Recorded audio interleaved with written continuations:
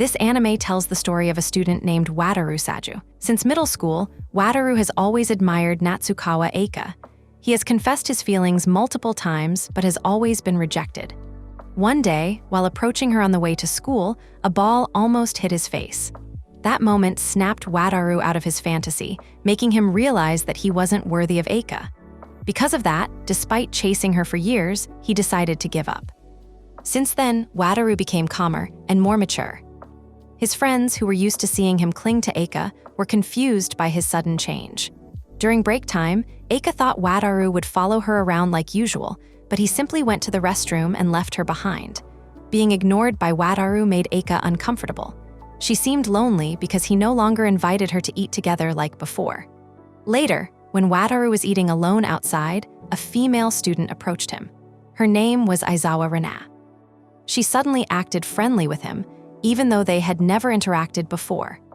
The next day, Aizawa approached him again in the classroom. This surprised Takeru, as he never expected Wataru to be close to another girl besides Aika. Meanwhile, Aika didn't seem happy about it. Seeing another girl getting close to Wataru made her sulk for the entire day. During PE class, Ashita came over to talk to Wataru. She mentioned that Aizawa was known for being affectionate with her boyfriend since their second year. After hearing this, Wataru started observing Aizawa's boyfriend to find out why Aizawa was suddenly interested in him. Later, when Aizawa came to his class again, Ashita asked her about her breakup. She even mocked Aizawa's ex and accused her of moving on to Wataru. This upset Aizawa, causing her to leave immediately. Wataru quickly ran after her, accidentally bumping into a student carrying a stack of papers. When he finally caught up with Aizawa in the school's back garden, he apologized on Ashita's behalf for upsetting her. He never expected his friend to say such things.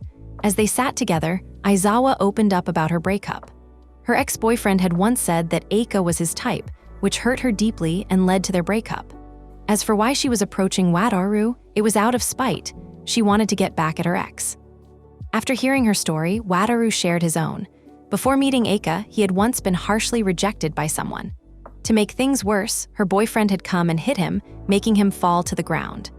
Aika then arrived and stepped in, resolving the situation and even scolding them for mocking someone's feelings. Heartbroken, Wataru fell in love with her at first sight. However, since his love was unrequited, he decided to support and wish for her happiness from afar. Hearing his story cheered Aizawa up, and she decided not to play any tricks on Wataru anymore.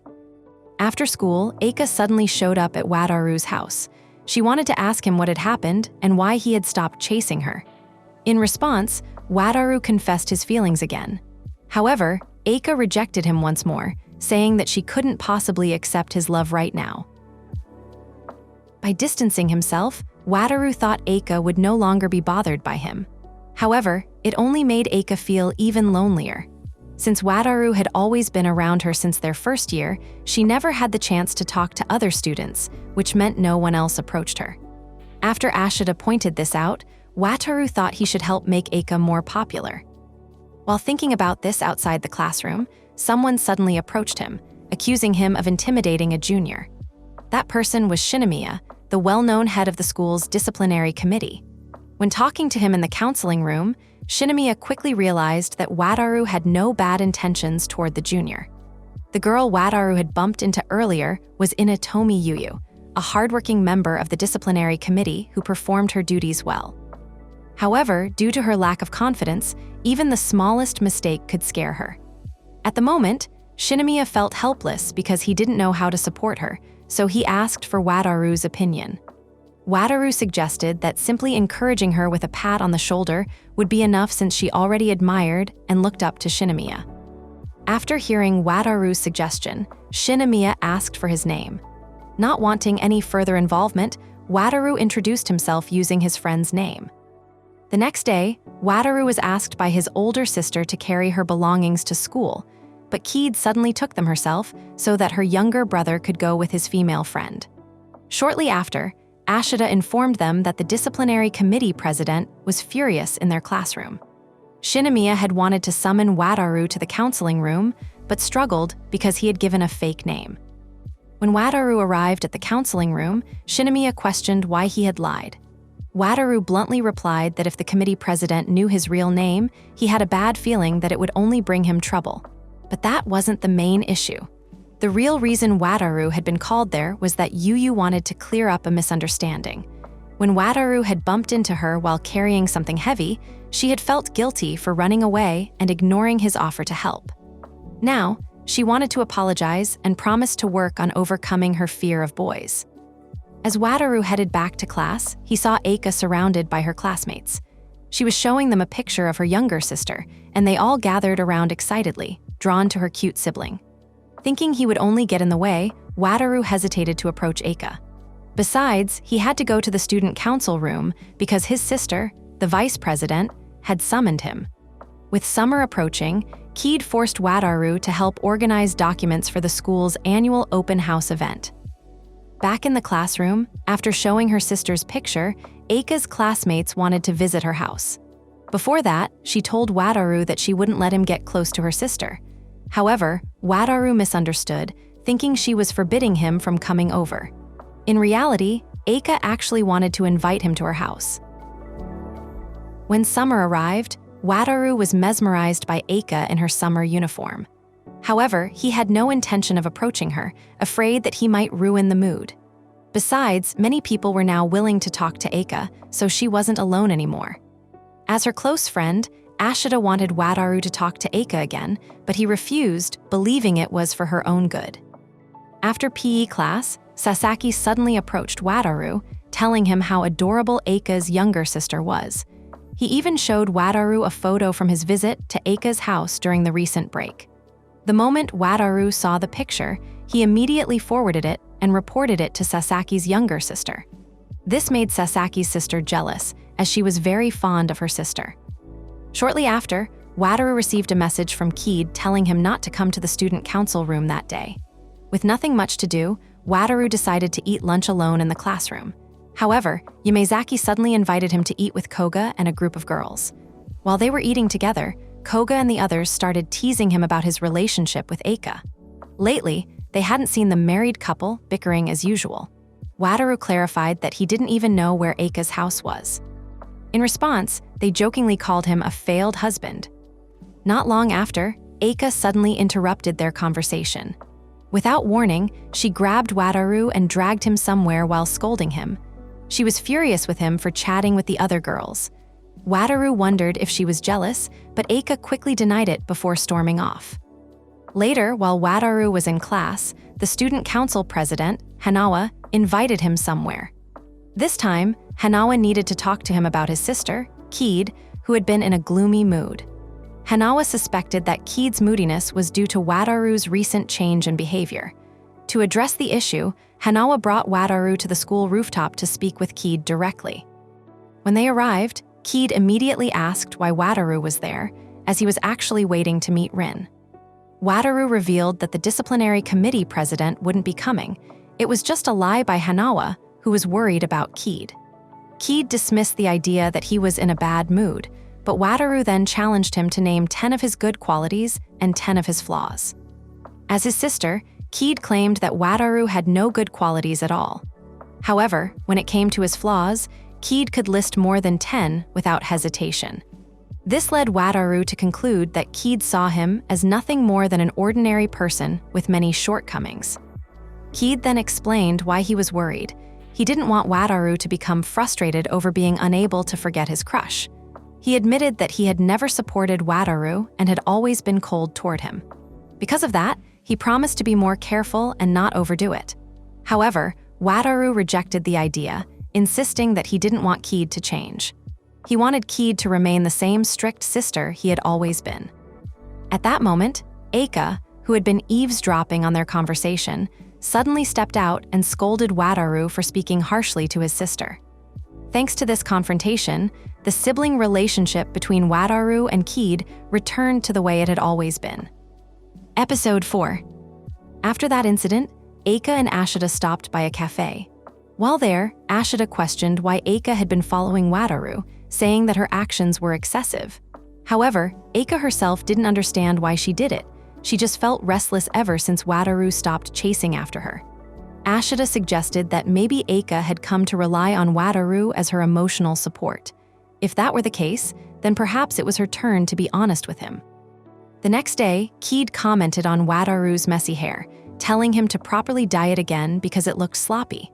However, since he was no longer pursuing Aika, Wataru didn't care about his appearance anymore. After yesterday's events, he felt a little awkward around Aika, but luckily, Ashita was always there to lighten the mood between them.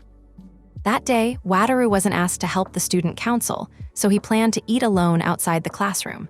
However, just as he was about to prepare his meal, Shinomiya immediately offered him a seat, and Yuyu invited him to eat with them.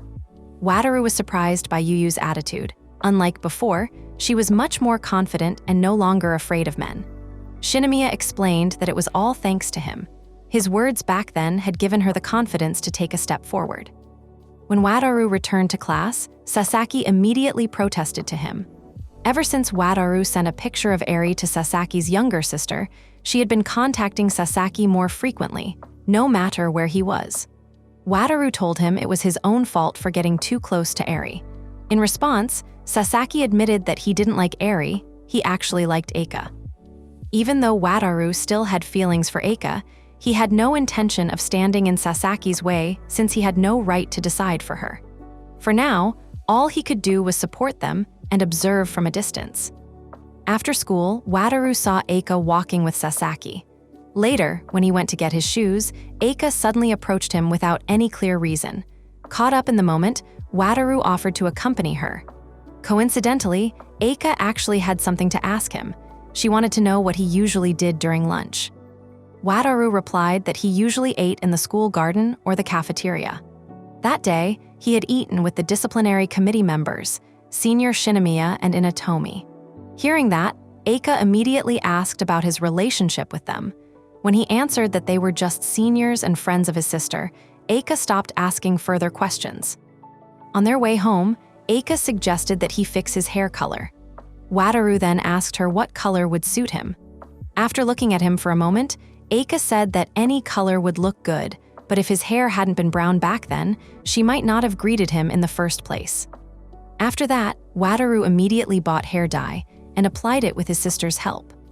In the past, Wataru had studied hard and achieved good grades just to get closer to the girl he liked. However, since losing his motivation, his grades had become average. While the others were chatting at Aika's seat, Wataru quietly slipped outside as if he didn't care about her. This made them think that something must have happened between them. Later, as Wataru was returning to class, he came across a female student who was watching Aika from outside. Without thinking twice, Wataru immediately asked them what they wanted with Natsukawa. Suddenly, someone greeted them from behind, startling the girl and making her scream. She then unexpectedly started boasting in front of Wataru, claiming to be a noble. In response, Wataru teased her, which visibly annoyed her. On a different day, Wataru and Aika walked to school together in the rain. When a passing car splashed water from a puddle, Wataru quickly used his umbrella to shield Aika, causing himself to get soaked instead. As a result, by the time he arrived in class, he started feeling unwell and even fell asleep during lessons. Fortunately, the teacher understood his condition. Since he still wasn't feeling better, Wataru asked for permission to go to the infirmary. However, just as he was about to leave, he suddenly collapsed. This alarmed Aika and her friends. Even after he was taken to the infirmary, Aika couldn't relax and kept worrying about him. Not long after, Shinomiya came looking for Wataru in his class. After learning that Wataru had a fever, she said she would inform Keed and visit him. That afternoon, Aika and Ashita came to check on him again. However, since he was still feeling unwell, Wataru didn't want them to get too close or be touched by Aika. He told her he didn't want to pass his illness on to her. Besides them, Keed and Shinomiya also came to visit. As soon as they arrived, they checked his condition by feeling his forehead directly. The next day, Wataru rested at home all day. Since he had suddenly gone silent after sending a message, Aika became worried and asked Ashita to visit him with her. However, when they arrived at his house, they found that Wataru was already feeling better. He had simply fallen asleep and hadn't had a chance to reply to their messages. At that moment, Ashita revealed that it was Aika who suggested visiting him. Aika didn't deny it, but feeling too embarrassed to admit it, she quickly came up with an excuse to leave his house. The following day, Wataru had another run-in with the blonde-haired girl from before. Her name was Claudine, and she wanted to talk to Aika, hoping to get her support. Claudine wanted to make Aika her running mate for the upcoming election. Wataru strongly opposed their plan, believing it would only backfire on them. His reasoning was that Aika was too popular, and people would likely support her more than Claudine. His words, of course, frustrated Claudine, while Aika blushed upon hearing them. Before the summer vacation, Wataru looked for a part-time job and managed to find work at a second-hand bookstore. Meanwhile, in class, he could no longer focus on his studies and didn't understand any of the material his teacher explained. While buying food in the cafeteria, Yu suddenly invited him to eat with them. She had heard about him from Shinomiya, so she wanted to check on his condition and congratulate him on his recovery. Then, Shinomiya revealed that they had called him over for a reason. She wanted Wataru to join the disciplinary committee. Unfortunately, Wataru felt unqualified for the position. Even though they needed more male members, he still refused to join. Yu then tried to persuade him by holding both of his hands, but this only made her two teammates angry, and they immediately punished her. Wataru took advantage of the situation to decline their request. Later, after Wataru was scolded by his seniors, Aika asked him why his hair was messy on one side. Since he was struggling to fix it, Aika spontaneously helped him tidy it up. Not long after that, the disciplinary committee and student council announced that the school would be holding the school event, and all classes were asked to help prepare for it. When choosing representatives for school event during summer break, none of Wataru's classmates volunteered. As a result, their homeroom teacher selected students who weren't part of any extracurricular clubs and made them play rock, paper, scissors to determine two random representatives.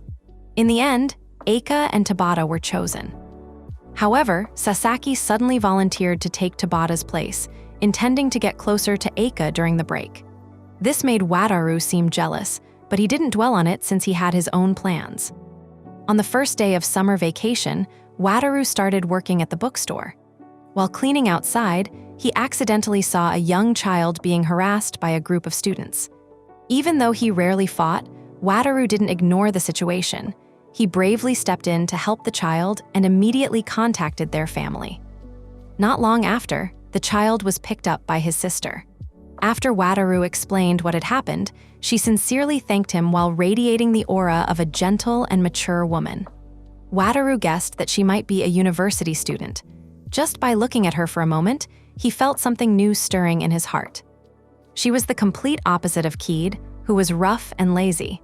However, despite her harshness, Keed was still quite caring toward him. She even suggested that he join the student council for his own good. On a different day, the university student from before visited the bookstore to see Wataru. Her name was Sasaki Fuka, and this time, she wanted to properly introduce herself and express her gratitude to him.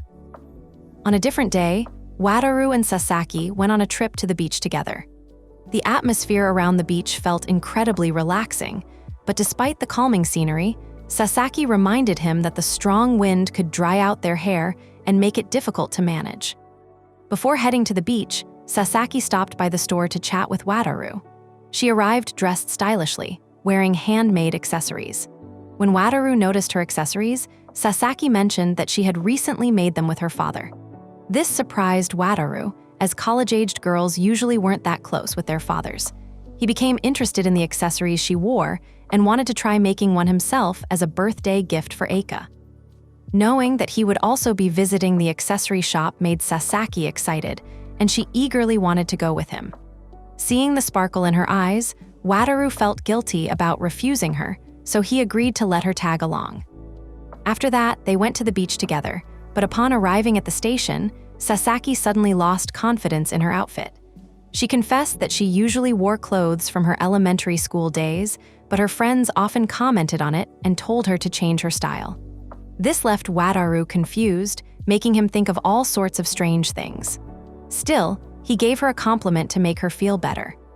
At the same time, Aika and Ashita were also planning to go to the beach. They wanted to invite Wataru secretly, but it turned out he had already arrived before them. As they got closer to the accessory store, Sasaki became even more excited and clung to Wataru.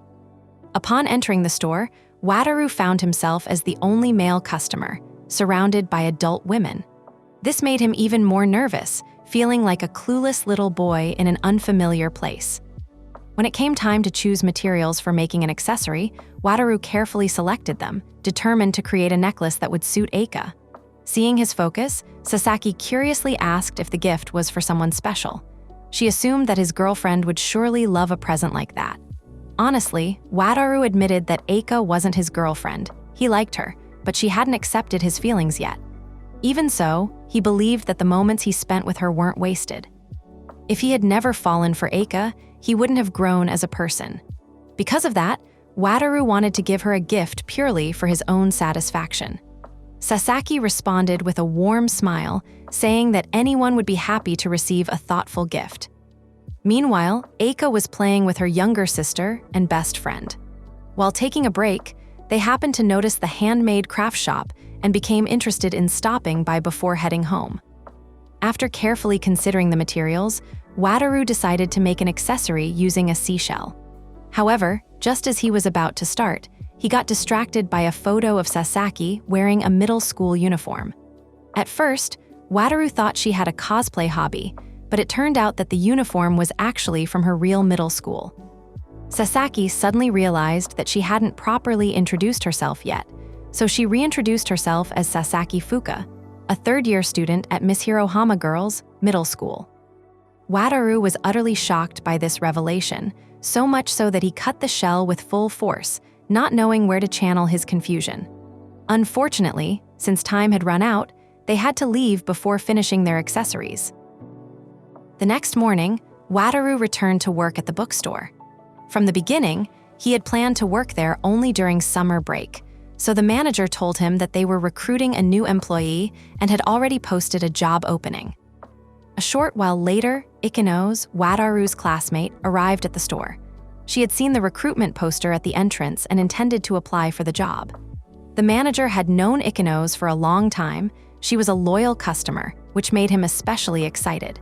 Without hesitation, he accepted Ikeno's application the moment she handed it to him. She was then introduced to the manager's wife, who would explain her job responsibilities. However, because Ikeno's bangs completely covered her face, the manager's wife wanted to cut them. Panicking, Wataru quickly stepped in to stop her. Although they were classmates, Wataru and Ikeno's weren't particularly close, so he took the chance to introduce himself properly. He then gave Ikeno's an opportunity to fix her hair so she wouldn't have to get it cut. As the more experienced employee, Wataru explained all the tasks they had to do, from organizing books to assisting customers. Even though there were a lot of books to sort, Ikeno's managed to keep up. However, Wataru worried that her shyness and lack of communication skills would make it difficult for her to serve customers. To ease her into it, he taught her how to use the cash register first before letting her handle customers directly. Not long after, a book-obsessed customer came in and made a purchase. The intense interaction left Ikeno's extremely overwhelmed, to the point where she was on the verge of tears. Seeing this, Wataru grew concerned about whether she could manage on her own once he left the job. This concern led him to bring up the issue with the manager. During their conversation, Wataru firmly stated that Ikeno's wasn't suited for the job. However, the manager disagreed, saying that Wataru was judging her too quickly. After thinking about it more, Wataru assumed that Ikeno's must see the bookstore as a place of refuge. Because of this, he decided to talk to her directly. Wataru told her that no one is good at something from the start, but if she didn't have the will to serve customers, then she really wasn't fit for the job. Misunderstanding his words, Ikeno's thought Wataru was going to fire her and desperately begged him not to. She promised to do better. Since Wataru was only an intern, he had no authority to fire her. Realizing his poor choice of words, he quickly reassured her and regretted how harshly he had spoken. That night, Ashita invited Aika and Wataru to a video call. Since Aika had just finished showering, she kept her camera off, while Wataru answered the call while lying down in his room. Seeing how exhausted he looked, they both asked what had happened to him. Wataru then shared everything that had happened at work, admitting that he was unsure how to face Ikenos the next day. After hearing his problem, Aika told him that none of it was his fault. If Ikenos had been able to communicate better, things wouldn't have become so complicated. The next day at work, Wataru met Ikenos again. Unlike before, she now seemed much more motivated and reliable. During their break, Ikenos finally revealed why she had to work. She had once been very close to her brother, but they stopped talking ever since he brought a girl home. Wanting to become independent from her brother, Ikenos decided to start working. Not long after, Sasaki visited the bookstore. Wataru introduced Ikenos to her as both his coworker and classmate. Since it had been a while since he last saw Sasaki, Wataru wanted to have a long conversation with her. However, since he was focused on training Ikenos, he couldn't do so. Instead, he noticed that both Sasaki and Ikenos shared a love for reading, which gave him the idea that they might become close friends. To help them bond, he pointed out their common hobby and allowed them to chat freely as long as they focused on work when customers were around. This way, even the reserved Ikenos could gain a new friend. Before Sasaki left, Wataru came up with the idea of training Ikenos through a role-playing exercise. Sasaki would act as a customer, while Ikenos would practice serving her. Once the practice was over, Sasaki returned home, and the employees continued working until the store closed. That evening, Wataru was still thinking about Ikenos' situation. His thoughts distracted him so much that he accidentally put salt in his sister's coffee. However, as time passed, Ikenos gradually became more comfortable with her job. Even so, she still couldn't let go of the painful memory of her brother bringing his girlfriend home. One day, as Ikenos was about to leave work, her brother showed up. Out of nowhere, he invited her to have a meal together like they used to. Ikenos refused the invitation, looking frightened as she hid behind Wataru. To clear up any misunderstandings, Wataru calmly explained that he was simply her senior at work and had no special relationship with her. They went to a cafe, where Ikenos apologized to Wataru for panicking earlier. She also apologized to her brother, but refused his invitation to spend time together like before. Feeling like she had been replaced by his girlfriend, Ikenos didn't want to listen to him. In response, her brother called his girlfriend over to help convince Ikenos. Yuyuri, his girlfriend, expressed her concern for Ikenos. She also pointed out that since Ikenos struggled with social anxiety, she might not be ready for a job yet and suggested that she quit working. Wataru, however, disagreed. He urged them to listen to Ikenos' side of the story first. As her coworker, Wataru stated that she had been doing well in her job. He believed that Ikenos had chosen this path as her way of accepting their relationship. He then reminded them that Ikenos was no longer a child. She had the right to make her own decisions. While Wataru was watering the yard, Sasaki approached him with a cheerful greeting. Even though he had already been told, he still found it hard to believe that Sasaki was only a middle schooler. Later, when they gathered inside the bookstore, Sasaki lent a book to Ikenos. It was a book that Ikenos had wanted to read for a long time, so she eagerly accepted it. Meanwhile, Wataru, who was organizing some items, received a message from his classmates about a meeting for the upcoming school festival. In addition to his classmates, Keed suddenly sent him a message as well, saying she had something to discuss with him. When Wataru returned home, Keed explained that if he had free time, she wanted his help with the school festival preparations. Although each class had representatives, their main role was to guide the middle school students. Meanwhile, Rin's team lacked manpower for the more physically demanding tasks. Moreover, Keed didn't want to owe Rin any favors, since her younger brother had refused to join the disciplinary committee. After some persuasion, Wataru agreed to help. Keed immediately handed him her smartphone so he could contact Rin. However, when he offered to help, Shinomiya Rin refused. Determined, Wataru insisted that he genuinely wanted to assist. To convince her, he jokingly added that he wanted to meet her in person. The unexpected statement flustered Shinomiya, but despite being a joke, it worked in softening her stance. The next day, Shinomiya explained the tasks in more detail. She stated that the student council and class representatives were responsible for guiding visitors, while the disciplinary committee, Comdes, was in charge of handling logistics and preparing the venue. The problem was that most of the committee members were girls. Although there were enough members, she wanted to minimize risks for them. At the same time, the class representatives had just finished their meeting. Before leaving, Sasaki invited Aika to watch her upcoming match. However, Aika declined, explaining that she had to take care of her younger sibling. Declining with such a reason triggered Aika's memories of the past. Back then, when her friends invited her to play, she often refused. Because of this, she ended up alone and was eventually excluded by them. One day, at the school cafeteria, a boy slipped and fell. Since no one else helped him, Aika stepped in to assist. This act of kindness caused the boy to develop feelings for her. However, Aika couldn't accept his feelings because she had no time for romance. From that point on, Wataru began approaching her more often. He even studied hard just to get into the same high school as her. Although his persistence could sometimes be annoying, Wataru's presence lightened Aika's burdens. Lately, though, Wataru had been spending less time with her.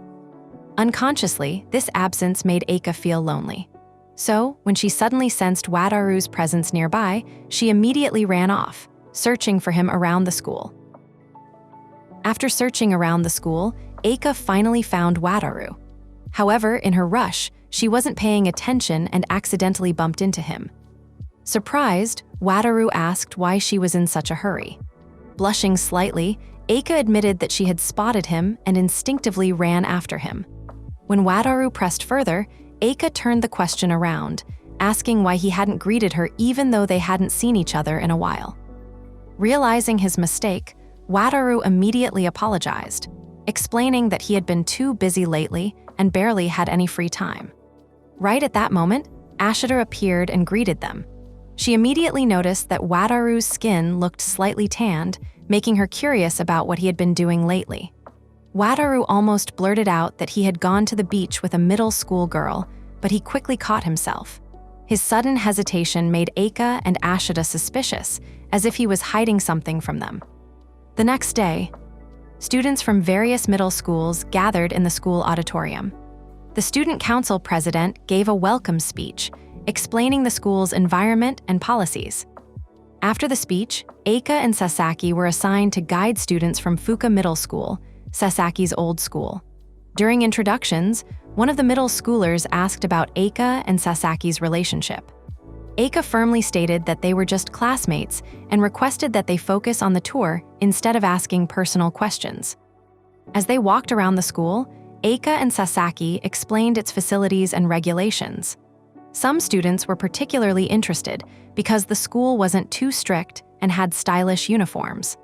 Others wanted to enroll because they idolized the disciplinary committee's leader. At one point, a group of boys from another middle school started teasing Aizawa, the student guiding them. Aika stepped in, firmly telling them to behave. However, instead of taking her words seriously, the troublemakers were captivated by her beauty. To shut them down, Aika sternly declared that people like them weren't suited for this school. She reminded them that they were there to take a tour, not to be entertained. Shortly after, Sasaki spotted Wataru passing by. Without thinking, she excitedly ran toward him and greeted him enthusiastically.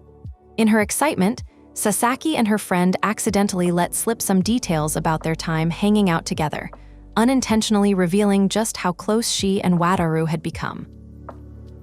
After learning that Wataru had spent time with Sasaki, Aika told him that if he had time to hang out with others, he should also spend time with her. She wanted to invite him to her house. On a different day, Aika visited Wataru's workplace.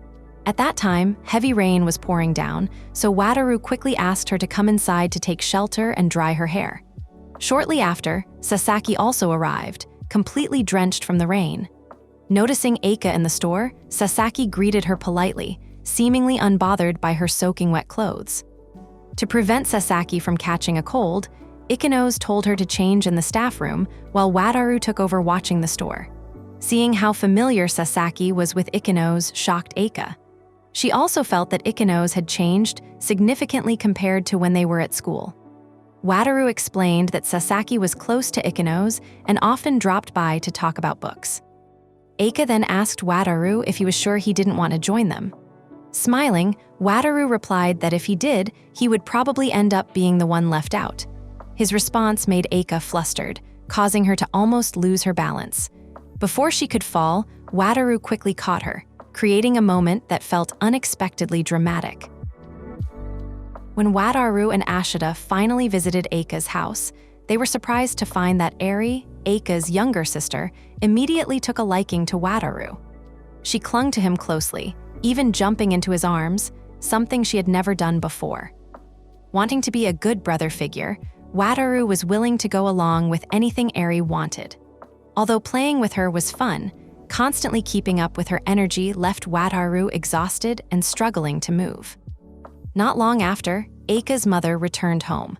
It was Wataru's first time meeting her, but since Aika had mentioned him before, her mother instantly recognized him. Embarrassed by the situation, Aika quickly walked him out but promised to invite him over again sometime. As she escorted Wataru home, Aika admitted that lately, she had been enjoying her school life.